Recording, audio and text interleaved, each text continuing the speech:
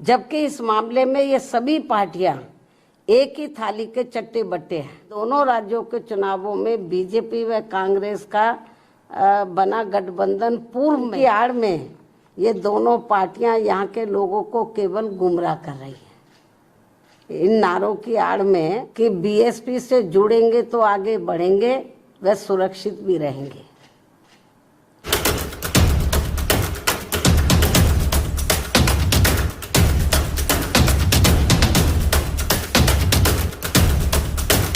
Media बंधुओं,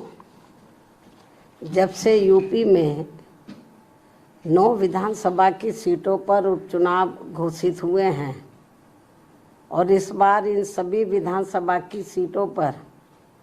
BSP भी अकेले ये चुनाव लड़ रही है, तो तब से बीजेपी व सपा गठबंधन की नींद उड़ी हुई है। जब से उन्हें मालूम पड़ा कि बीएसपी भी 9 विधानसभा की सीटों पर बाई इलेक्शन लड़ रही है, तो तब से बीजेपी व सपा गठबंधन की नींद उड़ी हुई है, क्योंकि बीएसपी ने यहाँ काफ़ी समय से एक आदि उपचुनाव को छोड़कर अधिकांश उपचुनाव नहीं लड़े हैं। तब से खासकर ये दोनों पार्टियां यानी कि बीजेपी व सपा तथा इनका गठबंधन अभी तक इन चुनावों में जो भी बाई इलेक्शन हो रहे थे, तो अभी तक इन चुनावों में अंदर अंदर आपस में मिल बांट कर ये चुनाव लड़ते रहे। लेकिन इस बार हो रहे उपचुनाव में जब बीएसपी में मैदान में डटी हुई है, तो अब इन दोनों पार्टियों में इनके गठबंधन की काफ़ी परेशानियां बढ़ गई हैं।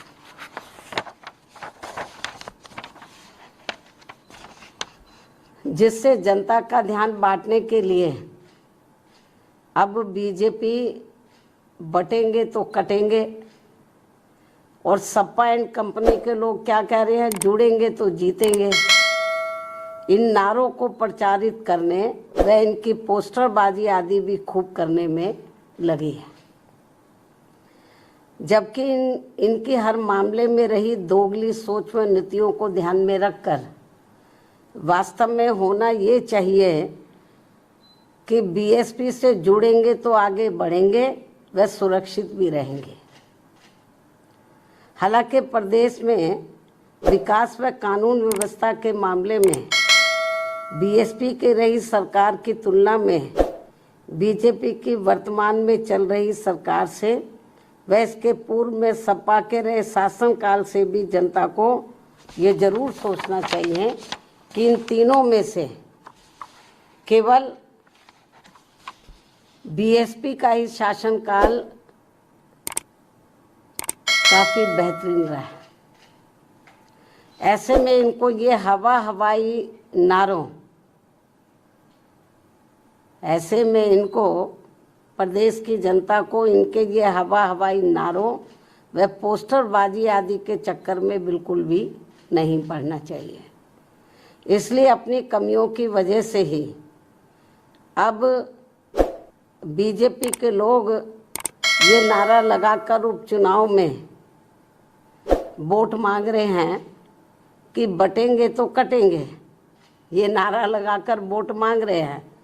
तथा वही सपा के लोग भी ये नारा लगाकर वोट मांग रहे हैं कि जुड़ेंगे तो जीतेंगे। जबकि इनकी आड़ में ये दोनों पार्टियां यहाँ के लोगों को केवल गुमराह कर रही हैं। इन नारों की आड़ में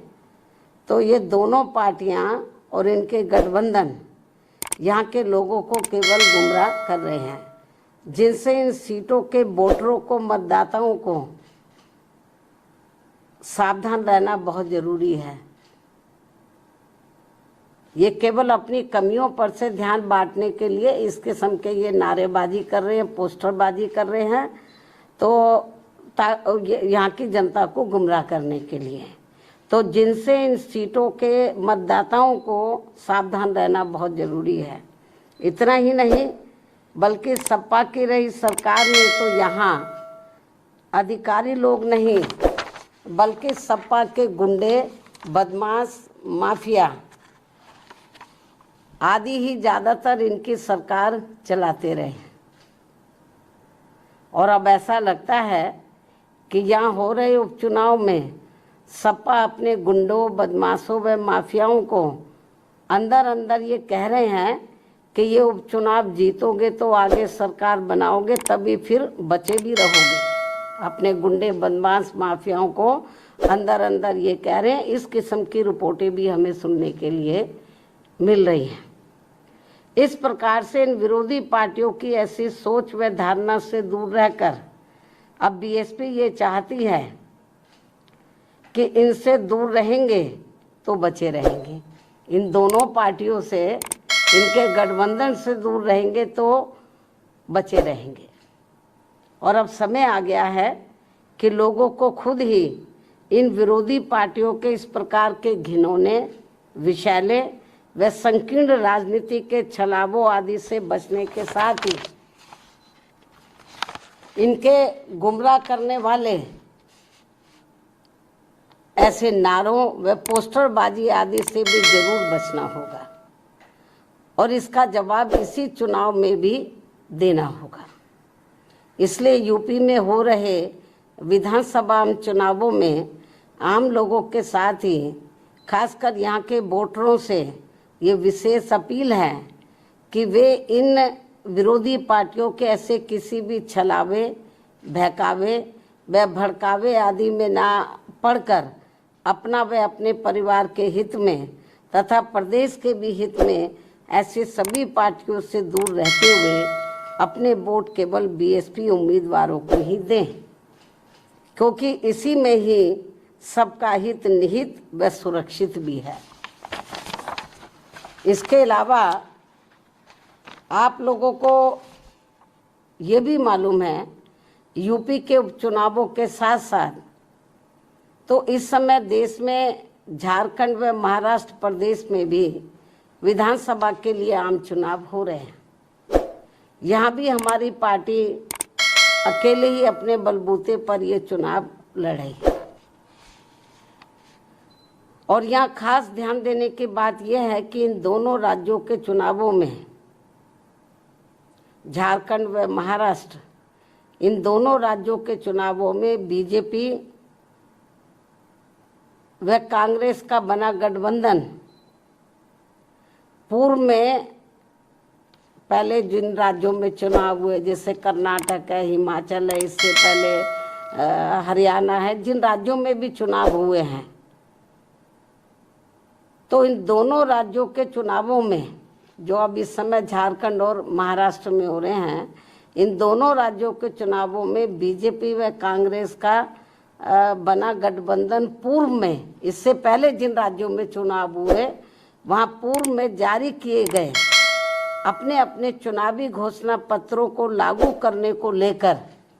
जो उस समय इन्होंने लागू किया था और किस्म किस्म के प्रलोभन दिए थे अपने चुनावी घोषणा पत्र में, उसको ये लागू तो कर नहीं पा रहे हैं। बहुत बुरा हाल है, क्योंकि कर्नाटक में काफ़ी कुछ गवर्नमेंट की पोजीशन खराब हो रही है, हिमाचल में भी हो रही है। हिमाचल में तो हालत ये खराब है वहाँ पे इतनी ज़्यादा गवर्नमेंट की कि वहाँ के सरकारी कर्मचारियों को वो वेतन तक भी नहीं दे पा रहे हैं। लेकिन चुनाव में इन्होंने बड़ी बड़ी गारंटी दे दी चुनावी घोषणा पत्र में। तो कहना मैं ये चाहती हूँ कि यहाँ खास ध्यान देने की बात यह है कि इन दोनों राज्यों के चुनावों में, यानी कि झारखंड और महाराष्ट्र में जो इस समय चुनाव हो रहा है, इन दोनों राज्यों के चुनावों में बीजेपी व कांग्रेस का बना गठबंधन तो पूर्व में जारी किए गए, इससे पूर्व में जिन राज्यों में चुनाव हुए वहाँ जारी किए गए अपने अपने चुनावी घोषणा पत्रों को लागू करने को लेकर इस समय अभी नया चुनावी घोषणा पत्र जारी नहीं किया है। इससे पहले जिन राज्यों में चुनाव हुए वहाँ इन्होंने चुनावी घोषणा पत्र जो जारी किए, तो पूर्व में जारी किए गए अपने अपने चुनावी घोषणा पत्र को लागू करने को लेकर एक दूसरे पर काफी आरोप व प्रत्यारोप लगा रहे हैं। जबकि इस मामले में ये सभी पार्टियां एक ही थाली के चट्टे बट्टे हैं, जिनके बहकावे में इस बार यहाँ की जनता को कतई भी नहीं आना है। और अब तो इस मामले में कर्नाटक की कांग्रेसी सरकार के खुद ही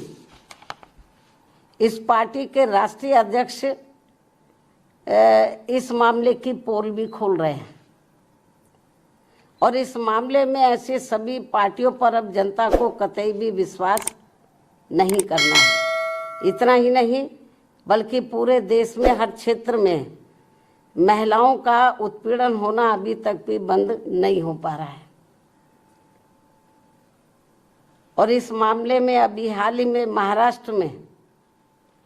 अरविंद सावंत द्वारा जिस प्रकार से वहाँ एक महिला के लिए अभद्र भाषा का इस्तेमाल किया गया है, उसे सरकार को हल्के में न लेकर ये बहुत ही शर्मनाक है, अमानवीय है, निंदनीय है। जो उन्होंने अभद्र भाषा का इस्तेमाल किया है, तो उसे सरकार को, वहाँ की सरकार को हल्के में न लेकर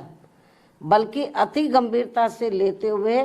उसके विरुद्ध सख्त कानूनी कार्रवाई करनी चाहिए, जो ये बहुत ज़रूरी है। और ये ऐसा नहीं हुआ तो और लोगों के भी फिर मनोबल बढ़ जाएगा कि और भी बोलते जाओ और महिलाओं के बारे में, जो ये ठीक नहीं है। इन्हीं कुछ ज़रूरी बातों के साथ ही अब मैं अपनी पार्टी के लोगों से यूपी में 9 विधानसभा की सीटों पर हो रहे उपचुनाव के साथ साथ झारखंड व महाराष्ट्र स्टेट में भी विधानसभा के लिए हो रहे आम चुनाव में अपनी पार्टी के उम्मीदवारों को जिताने की भी पुरजोर अपील करती हूँ। धन्यवाद।